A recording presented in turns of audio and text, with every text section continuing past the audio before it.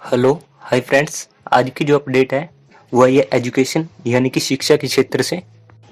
पूरे 34 साल बाद शिक्षा नीति चेंज हुई है। पढ़ने वाले जो बच्चे हैं उनके लिए बहुत कुछ नया हुआ है, तो चलिए जानते हैं क्या क्या नया हुआ है। सबसे पहले आपको बता दूं कि जो हमारी पहले की शिक्षा नीति थी वो थी 10+2 की, मतलब कि पहले 10 साल और फिर +1 और +2। लेकिन अब इसे 5+3+3+4 में बदल दिया गया है। तो आइए समझते हैं क्या है ये सिस्टम। पहले 5 साल प्री स्कूलिंग से सेकंड क्लास तक, मतलब कि pre nursery, nursery, KG, first और सेकंड के लिए जो बच्चे होंगे उनको सिर्फ बेसिक बोलना सिखाया जाएगा, मतलब कि ABCD वगैरह सिखाया जाएगा। ये था पहले 5 साल का सिस्टम। अब आता है अगले 3 साल का, मतलब कि थर्ड, फोर्थ और फिफ्थ क्लास। इन क्लासेस वाले बच्चों की राइटिंग स्किल्स पर ध्यान दिया जाएगा और उनकी किताबें भी कम होगी। मतलब कि पहले जितनी किताबें होती थी अब उतने किताबें नहीं होगी, सब्जेक्ट कम हो गए। और मेन बात यह है कि स्टार्टिंग से लेकर फिफ्थ क्लास तक की जो शिक्षा होगी वो आप अपनी मातृभाषा यानी कि आपकी क्षेत्रीय भाषा में भी उसको कंटिन्यू कर सकते हो। यानी कि अगर आप हरियाणवी हो तो हरियाणवी भाषा में भी उसको कंटिन्यू कर सकते हो। अगर आप गुजराती और गुजराती में आपको पढ़ना है तो आप 5वीं क्लास तक गुजराती में पढ़ सकते हो सभी सब्जेक्ट्स। अब आते हैं अगले 3 साल के बच्चे, यानी कि 6th, 7th और 8th क्लास के बच्चे। 6th से 8th क्लास के बच्चों को अब स्कूल में ही कोडिंग सिखाई जाएगी। मतलब कि मोबाइल सॉफ्टवेयर ऐसी जो कोडिंग होती है वो कोडिंग स्कूल में ही बच्चों को सिखाई जाएगी, जैसे कि चाइना, जापान देशों में होती है। अब ये सिस्टम भारत में भी लागू होगा। और 6th से 8th क्लास तक के बच्चे भी अब इंटर्नशिप कर सकेंगे। यानी कि अगर कोई बच्चा पेंटिंग का शौकीन है और उसको पेंटिंग पसंद है तो वो किसी पेंटर के पास जाके इंटर्नशिप ट्रेनिंग भी ले सकता है।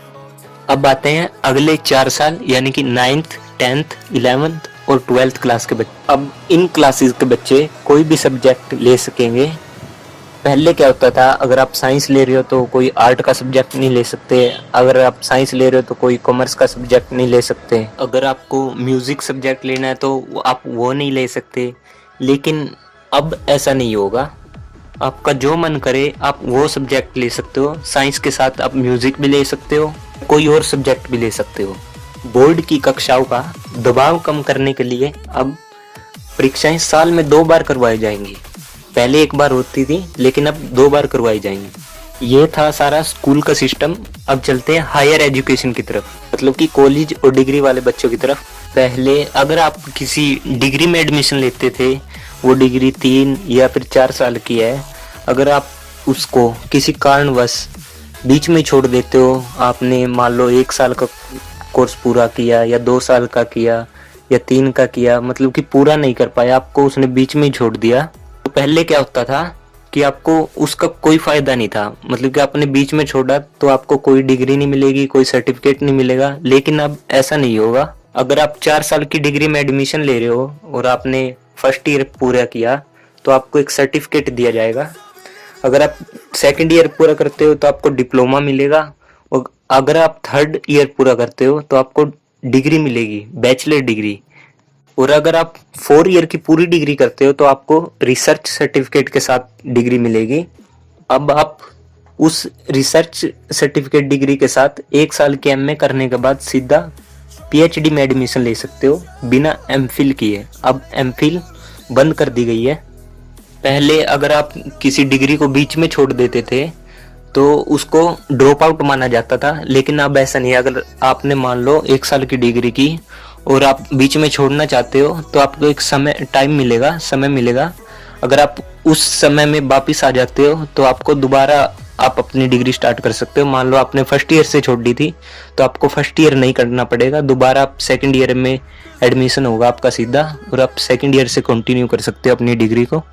पहले टेक्निकल एजुकेशन की अलग ऑर्गेनाइजेशन होती थी, मेडिकल की अलग होती थी, UGC, AICTE। अब इनको बदलकर सभी को एक ही में करा जाएगा, जो कि सभी का एक ही होगा सिस्टम, सभी ऑर्गेनाइजेशन एक में ही होगी। तो इसमें ये बदलाव किए गए हैं जो शिक्षा नीति के तहत आते हैं।